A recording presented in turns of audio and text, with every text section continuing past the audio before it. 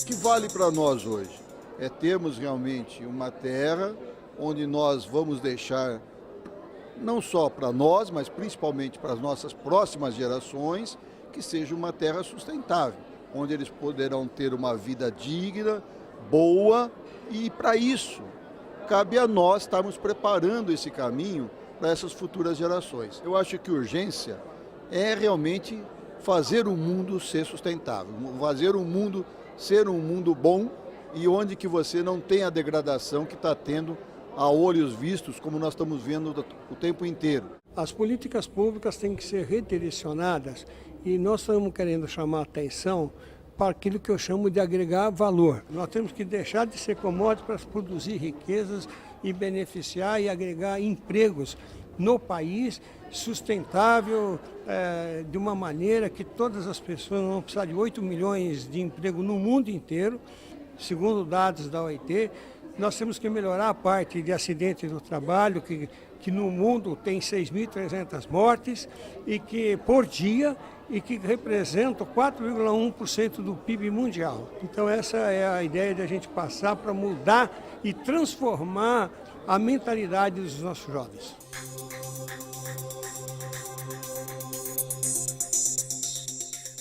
Quando eu sou perguntado qual é o maior benefício da aeroespacial, qual foi o maior benefício dos cerca de 5.000 satélites que a humanidade já colocou em órbita da Terra até hoje, eu não tenho nenhuma dúvida em dizer-lhes que a maior descoberta da área espacial foi o planeta Terra. Quando acabou a Segunda Guerra Mundial, os alemães tinham desenvolvido foguetes, que na verdade eram mísseis, que eles arremessavam contra a Inglaterra, e os americanos tinham desenvolvido a bomba atômica. A partir do final da Segunda Guerra, russos, soviéticos, na época, e americanos começaram a disputa pela hegemonia do planeta. Foram esses mísseis desenvolvidos para lançar bombas atômicas que permitiram, em 1957, a colocação do primeiro satélite artificial da Terra, denominado Sputnik, desenvolvido pela União Soviética.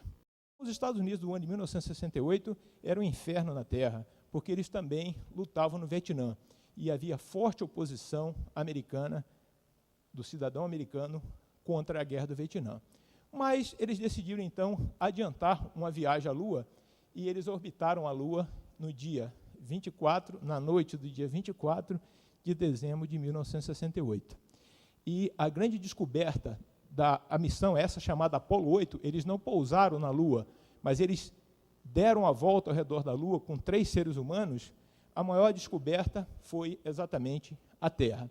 Em julho de 69, os americanos finalmente pousaram Neil Armstrong e Buzz Aldrin, 2 astronautas americanos, na superfície da Lua. Teve um cidadão chamado Robert Goddard, um americano, que em 1907 ele preconizou o seguinte: talvez, se conhecermos melhor os nossos vizinhos, talvez descobramos melhor sobre o nosso passado e o nosso futuro. A partir dessa imagem que vocês veem aqui, que é a imagem da Apollo 8, se vocês colocarem aqui no gráfico os anos e a quantidade de leis voltadas ao meio ambiente, é bastante notório, dá para vocês observarem na curva, como se acentuou a preocupação com o meio ambiente a partir do momento que nós vimos a Terra do espaço.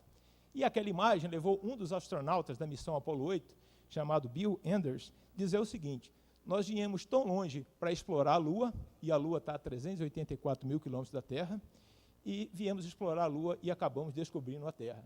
Porque a Terra, vista à distância, oferece uma dimensão completamente distinta daquela que nós temos olhando aqui da nossa superfície. A partir da era espacial, você começa a olhar ao nosso planeta em uma outra dimensão, em uma outra perspectiva.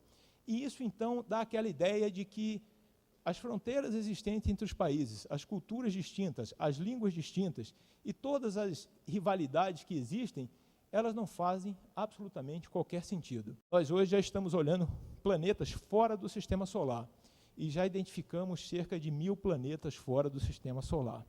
E se vocês me perguntarem se há vida lá, nós não temos a menor ideia. E essas são imagens de satélites tiradas através de décadas, que mostra claramente a devastação da floresta. Essas zonas em azul aqui que vocês observam, e se vocês chegarem mais perto vão conseguir observar, isso aqui chama espinha de peixe. É a maneira através da qual o desmatamento é realizado. Nós estamos aumentando a população de uma maneira muito grande. E a pergunta é, e essa pergunta eu não tenho resposta, até quando o mundo aguenta? Até quando os recursos oferecidos pelo nosso planeta vão suportar? E quais são as questões relevantes nesse aspecto? A população mundial continua a crescer. À medida em que a população cresce, o padrão de vida tem se elevado também. O padrão de consumo aumenta. Estamos utilizando de uma maneira insana os recursos naturais. O agronegócio representa 1/4 do PIB. E é o agronegócio um dos principais responsáveis pelo desmatamento da floresta amazônica. O Brasil, ele é relevante para o futuro do planeta. E não se deve apenas pelo nosso recente desenvolvimento, econômico.